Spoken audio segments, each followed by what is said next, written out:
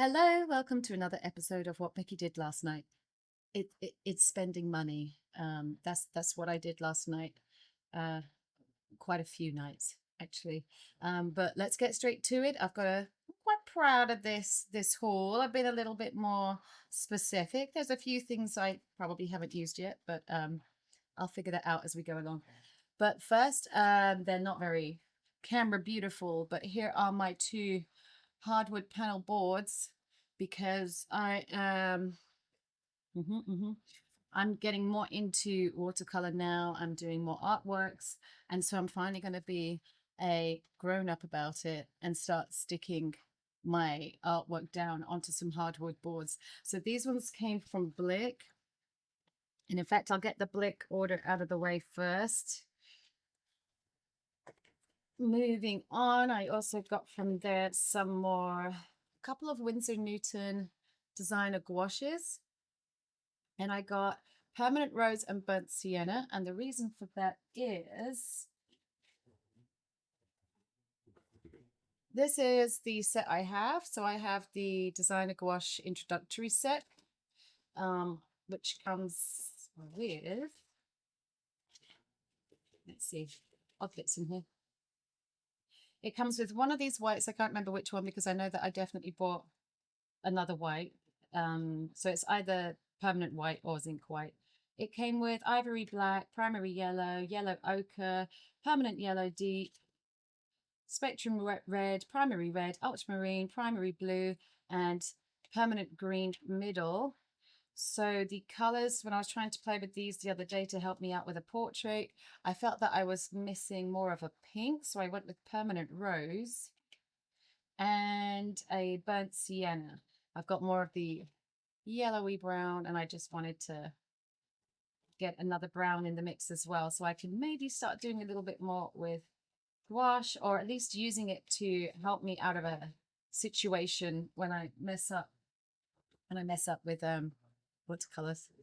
Okay, and so speaking of more watercolors, I've been adding now to my my good stuff. And by good stuff, I mean my light fast watercolors I'm using are the Winsor & Newton professional ones. But I am trying to get some more permanent colors down for layering a little bit more, because I'm trying to do more portraits in watercolor and I'm struggling a little bit. I'm learning fast, I think, but I wanted to make sure that what I'm using isn't holding me back. So I went and got some open stock half pans of Schmincke, the Horadam Aquarelle, or Horadam. Apologies. I don't know how to speak words I've never seen before. Oops. Okay, so let's see what colors I got, because I can't remember, but I have got a yellow ochre, burnt sienna, geranium red, anthracite, cobalt green turquoise, and Prussian blue. And all of these are pretty permanent settings, so that the idea is when I'm adding layers on, it shouldn't be disturbing these ones too much. That's the plan. So I will find a home for these at some point. Okay, so speaking of watercolors, don't know where I'm at this. I bought this one because of, now I don't expect these to be light fast by any means at all, but I don't know. This is the Pheonix brand.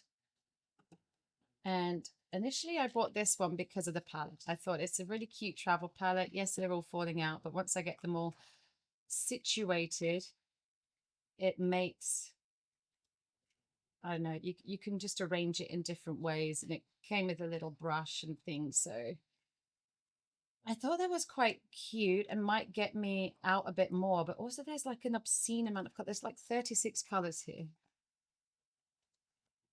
But the price, it's really affordable stuff. Is this an American brand, or is this a brand that has been around a while in America? Because I feel like I haven't really seen this much back home.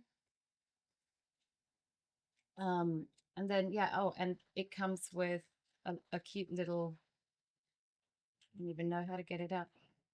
I don't have a degree to operate this machinery. Oh, here we go. Right, so I can assemble a paintbrush, da da da, and a little cute little cup for the water, and there's a little sponge for your wipes. Um, so this is really cute. So I had in my, moment of enjoyment, I had a thought that I would get outside more and maybe take up some plein air stuff.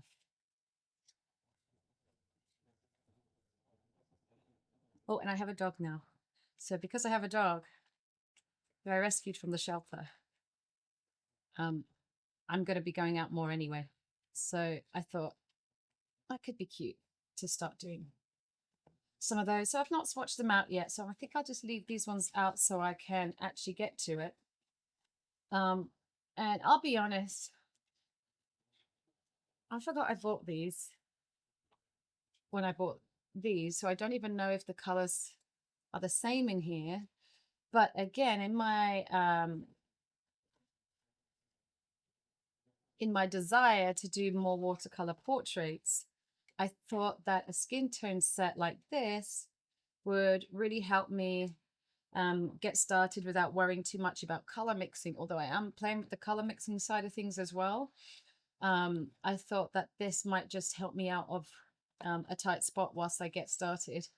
But yeah, it's 12 half pans, all skin tones. You've got, what have you got? Honey beige, light apricot, peach, pale terracotta, quinacridone gold, lamp black, raw sienna, light umber, Indian red, sepia, mid brown, and Van Dyke brown. So yeah, I'm gonna leave these out as well so that I can get swatching on my Pheonix. But please tell me a little bit more about them. It says fine art materials. The price says affordable student stuff. What do we think? Don't know. Made in China. Could be great. Could be not very light fast. I don't know. What I might do though is I might do one of those what would you call it? One of those little fake light fast tests where I do some light fast tests with these colors and my Winsor and Newton just to kind of see what the difference in light fast would be in my window. But obviously that's not a substitute for actual light fast testing, but it might just give me an idea to know whether I'm just going to be using these in sketchbooks or whether they might be okay for actual artwork. And then speaking of not light fast at all, I wanted some metallic watercolors for accenting stuff and for sketchbook stuff. And I was shopping around, I was looking, I was doing my research, and this set kind of stood out on the budget friendly side of things. So this is the Soho. And let me, I just dropped a tiny little giraffe on the, that's not a giraffe, that's a zebra. Okay, all right. So here they all are swatched out. So as you can see, the shine is pretty decent. I'm enjoying this very much. And my new favorite thing to do now when I'm swatching out cool colors like this is instead of just rinsing the brush back into the pot, is to just do like a background mess, because I could use that. I could maybe make a card out of that or use it for something else. But as you can see, some of these colors have got super glittery stuff going on. I think it's just the gold though, but let me go back. Yeah, so this one here, super sparkly, and I really like that. But there's lots of colors here, and I have the Paul Rubens. I have some Paul Rubens glittery paints as well. They're metallics, and I know these are on white, so it's not fair, but these feel way more poppy than these ones, but I might have to do another side by side because it's not fair because these aren't on black at the moment. So I might have to check those out and see how they compare. But for all the pretty sparkly sketchbook artwork in my head that one day I'll get round to, I think these are going to be the ones I go to. But of course, you have them all, you might as well use them all. So they'll all get mixed up. Right. Then, oh dear. Okay, so ignore the handprint. I have this is the Tambi Gansai. So Kuretaki Gansai Tambi paints. And I have the Art Nouveau set. And I did go out then and get this big set. I think I'm this might be a new set that released, I think, or at least this arrangement of them did. And we have, what have we got? 6, 12, 24, 36, 48 colors here. Really nice colors. And I got these to complement my Art Nouveau set, which there's no duplicates at all, by the way. Yeah, no duplicates. So if you had also done the same thing as me and got excited about these when people were sharing about these ones, if you did want to, if you did want to expand your collection, there's no duplicates across these sets. But again, what I was feeling for, apart from doing some artwork with these paints, is I still haven't yet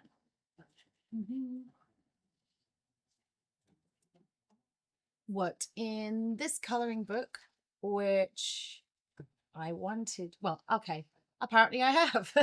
Well done, past Becky. Right, I was swatching out the Art Nouveau colors in here already to test, and I think the paper will be good for it. So it does feel like, you know, a coloring book's version of watercolor, but I think it will hold it. But all of the images seem to suit these color palettes very well. So they give you the examples.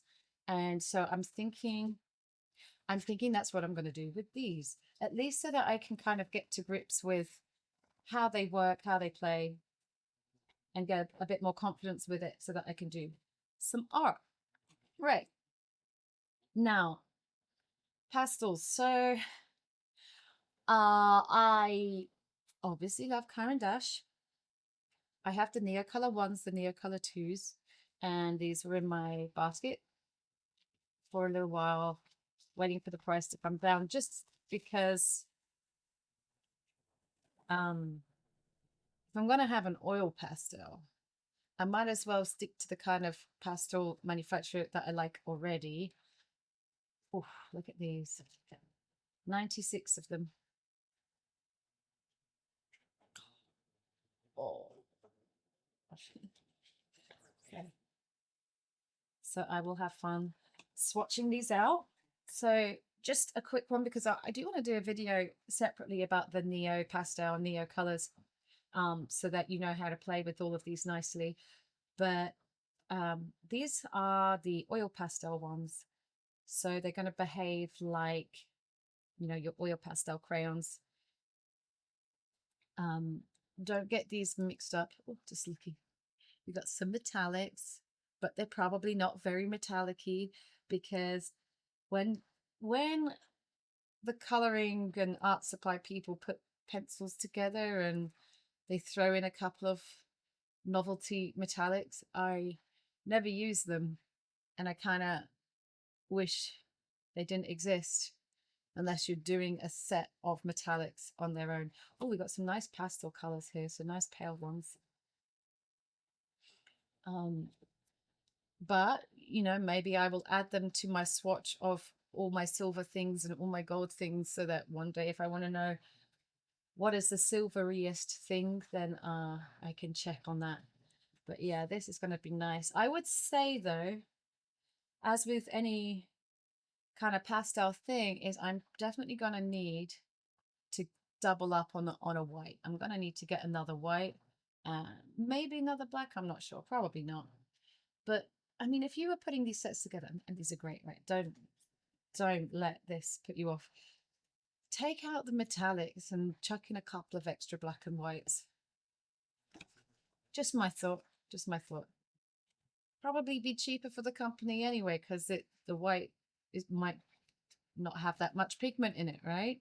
So yeah, that's the thought. So just a quick comparison. Neocolor ones are wax based, and they are not well, they're wax oil and they are not water soluble, so they will stay permanent underwater. And the Neocolor 2s, which look exactly the same, so if you are buying these, don't get confused, these are the water soluble ones. So these are the ones that are going to behave more like a watercolor. So fun, fun, fun. We'll swatch those out later. Okay, book. Now I've picked this one up. I don't have any Copic markers whatsoever, but the book space is quite limited in alcohol marker material, so this was the best I thought I could do just to get an idea. I just want something on my desk to just inspire me from time to time to pick up my alcohol markers, because I do love alcohol markers.